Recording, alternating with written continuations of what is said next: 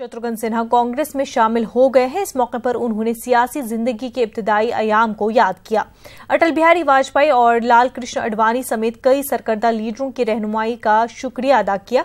शत्रुघ्न सिन्हा ने कहा कि बीजेपी में अब जमहूरी तरीकाकार नहीं रहा, पार्टी में फैसले अब एक दो ही लोग लेते हैं, लोकशाही तानाशाही में तब्दील हो गई है। उन्होंने कहा कि पार्टी में कदावर लीडरों को तदरीज हाशिए पर डाल दिया गया है।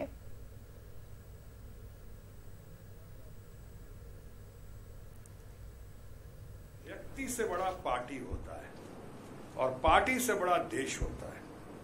मैंने आज तक जो बातें की हैं वो देश हित में की हैं, जग हित में की हैं। मैंने अपने लिए तो कभी कोई लाइसेंस नहीं मांगा, अपने लिए तो कोई डील नहीं किया हमने, अपने लिए कोई फैक्ट्री तो नहीं मांगी, अपने लिए कोई कट कमीशन या रफेल में इधर उधर तो नहीं मांगा हमने।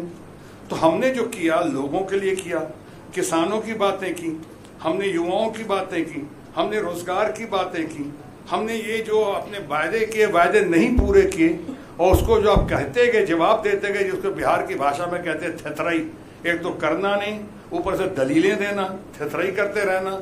और जब हम इनसे बात करते थे, जितने लोग पहुंचते कोई सुनने को तैयार नहीं। हमारी पार्टी में कहा जाता था शुरू से कि संवाद होना चाहिए, संवाद जरूर चलना चाहिए। तो संवाद तो कभी हुआ ही नहीं।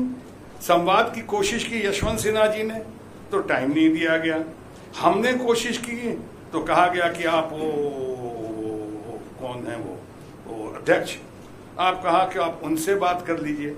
हमने कहा मुझे कोई उनसे फोटोग्राफ तो खिंचवानी नहीं है, कोई ऑटोग्राफ तो लेना नहीं है, तो मैं उनसे बात करके क्या करूंगा। One man show two man army. मैं आपको फीडबैक देना चाहता हूं, सच्ची बातें आपको बताना चाहता हूं। मैं ये सब बातें करता रहा, धरकरा पूरी कोशिश करता रहा और वो पूरी कोशिश करते रहे कि जो उनके पैमाने पे खरा नहीं उतरे उसे आप काटते जाओ। आप खुद ही देख लें अभी कि भारत के इन भारतीय राजनीति के घने काले बादलों के बीच चमकती हुई सुनहरी किरण लाल कृष्ण आडवाणी, उनको अभी अभी अपने ब्लॉग में क्या लिखना पड़ा, क्या दर्द होगा उनके अंदर, क्या देखा उन लोगों ने।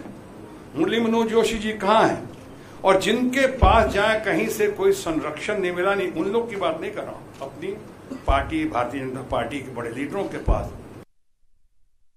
कांग्रेस के मंशूर की बीजेपी समेत दीगर जमातों ने सख्त नुक्ताचीनी की है। सियासी नुक्ताचीनी से परे अब मंशूर जुड़े कुछ बातें ऐसी हैं जिन्होंने अदालत की दहलीज पर पहुंचा दिया है। कानपुर में एडवोकेट आशीष कुमार ने आईपीसी के सेक्शन 124A में तरमीम के कांग्रेस के वादे के खिलाफ शिकायत दर्ज की है। अदालत इस मामले पर 16 अप्रैल को समाअत करेगी।